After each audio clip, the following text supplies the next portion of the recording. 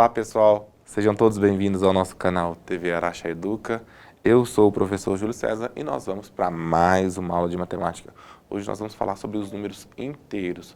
O que são os números inteiros? E por que deste nome? Por que deles serem inteiros? O que isso está relacionado com um conjunto numérico muito famoso, que é o conjunto Z, que nós vamos ver hoje, bem? Então vamos lá. Vamos relembrar então que na última aula a gente falou sobre os números naturais.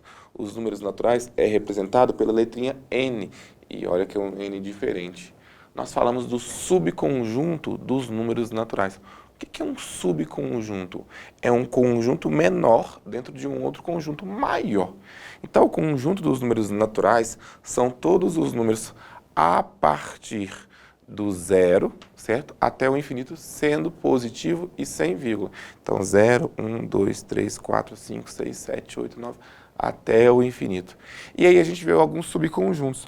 Por exemplo, eu tenho o subconjunto NP. O que significa o conjunto NP? Significa os naturais pares. Então, seria 0, 2, 4, 6, 8 e assim por diante. Eu tenho o conjunto NI.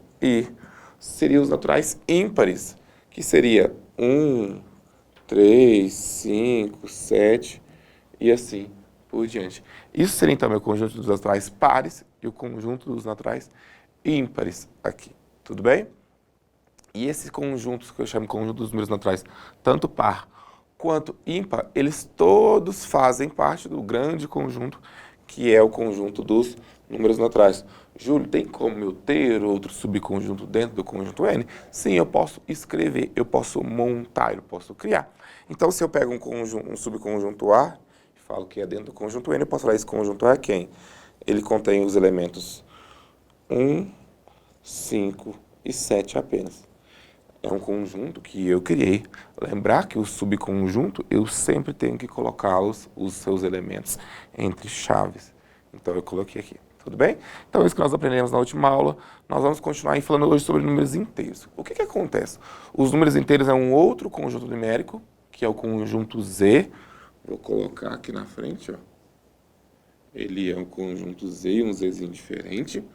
Por quê? Porque precisou-se, há muitos anos atrás, a criar um novo conjunto, quando usou-se números negativos. Então, quando eu precisava representar que uma pessoa me devia, sei lá, R$ 50, como é que eu ia fazer essa representação matemática? Então, para mim representar esse menos 50, eu precisei criar o conjunto Z. Coloquei essa imagem aqui da marcação, menos 40 graus. Imagina essa temperatura, menos 40 graus Celsius. Não é menos 1, não é menos 2, é menos 40. É uma temperatura muito abaixo do quê? Do zero. Então, quando eu cheguei numa temperatura que era abaixo do zero, ou seja, uma temperatura de valor negativo, precisou-se, então, criar os números inteiros. Então, os números inteiros vão ser os números que, simetricamente aos números naturais, esses números naturais que eu estou falando é o quê?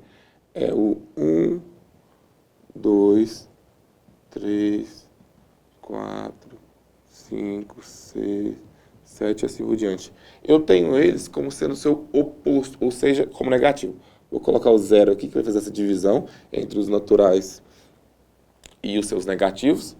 Então, vou ter menos 1, menos 2, menos 3, menos 4, menos 5 e assim por diante.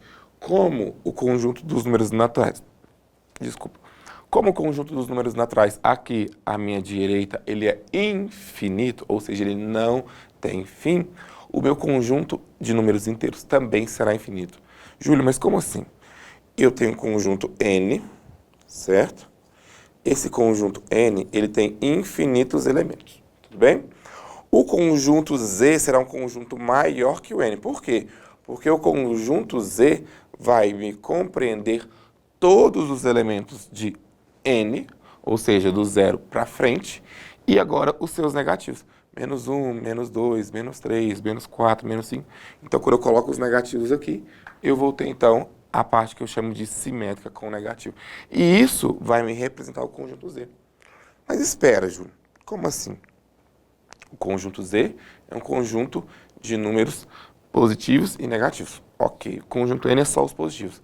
Mas como é que você pode me afirmar que o conjunto N era um conjunto infinito, de infinitos elementos, e o conjunto Z é um conjunto de infinitos elementos? Por quê, pessoal? Porque, ó, pensa do conjunto N. Do zero à direita. 0, 1, 2, 3, 4, 5, 6, 7, 8, 9, 10, 11, 12, 13, 14. Enfim, se você for tentar colocar o último número, ou seja, o maior número aí, o que vai acontecer? Você sempre vai encontrar um número maior que esse. Júlio, eu pensei no número 7.525.525. Ok, mas além desse eu tenho 7.525.526, uma unidade acima. Mesma coisa para o número negativo. Eu sempre vou achar, aqui eu estou andando para a esquerda, um número menor, um número abaixo desse. Então, Júlio, eu lembrei do número menos 10.999.999. Ok, eu lembrei do número 11 bilhões, eu lembrei do número 12 bilhões, eu lembrei do número 13 bilhões. Enfim, eu sempre vou encontrar o número ou maior ou menor. Então, o conjunto N vai estar dentro do conjunto Z. Você já viu aquela frase famosíssima que existe?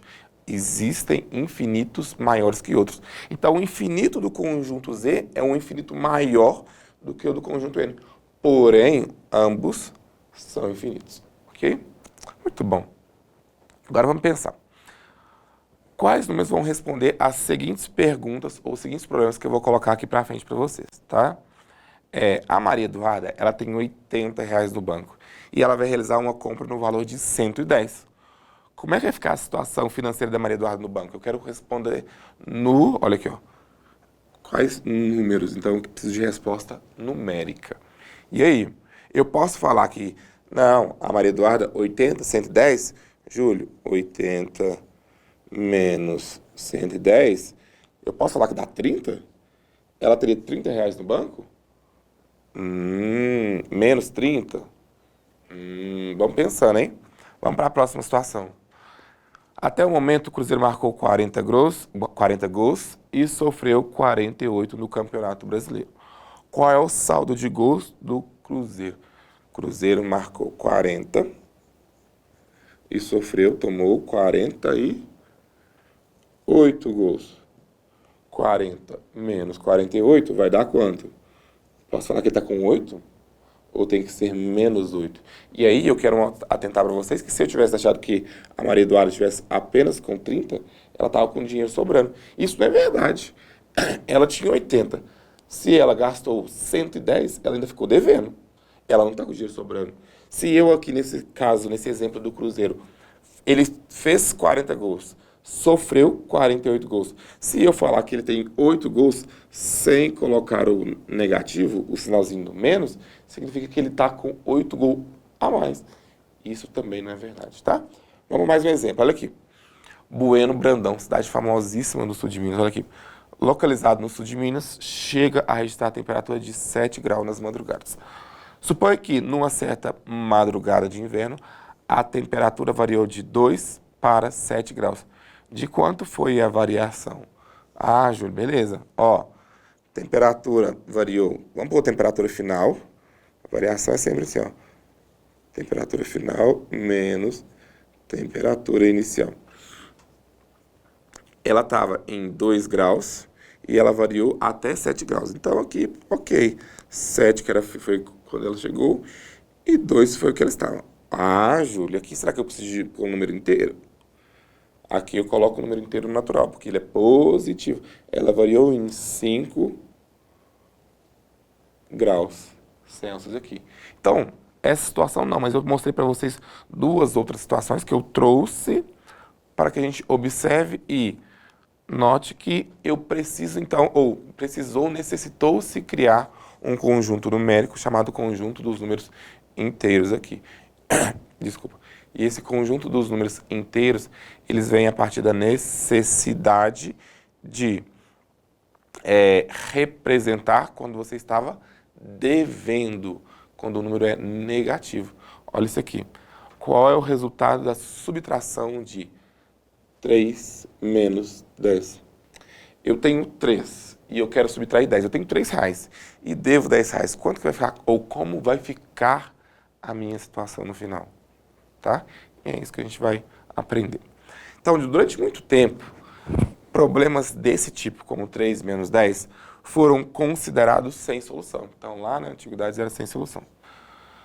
Porque só se admitia a subtração A menos B entre dois números naturais, desde que A fosse maior que B.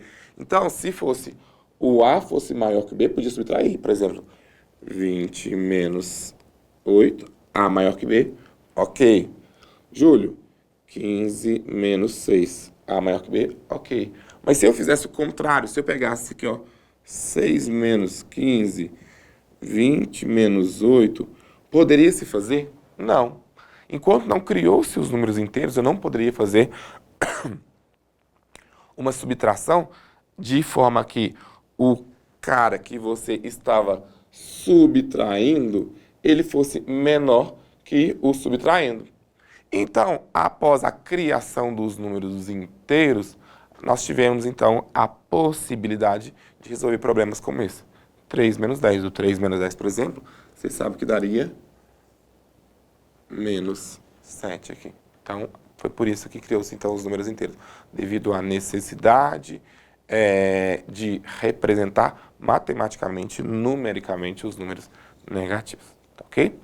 Então, depois de um trabalho de muitos séculos, os matemáticos organizaram o conjunto dos números inteiros, que é quem? Representado pela letrinha Z. E aqui, ó, a letra Z aqui, por que ela tem esse nome, letra Z? Porque quando eu falei de números naturais, a representação dele, do conjunto N, era o próprio N. Então, natural, aí eu represento pela N. Agora, por que eles não colocaram a letra I? Porque eu vou ter um conjunto lá na frente, chamado conjunto dos irracionais. Eu vou ter que usar a letrinha I, tá? Então, por isso que eu tive que usar outra letra para o conjunto dos números inteiros. E eu usei a letra Z. Por quê? Porque a letra Z corresponde à letra inicial da palavra alemão Zahl, que quer dizer número. Então, está relacionado também aos números que eu estou falando. Tá? Então, a letra Z vai representar, então, o conjunto dos números inteiros para mim. Ok? Vamos lá. Então, o conjunto dos números inteiros, que é o conjunto Z, é a união. Lembra o que é união?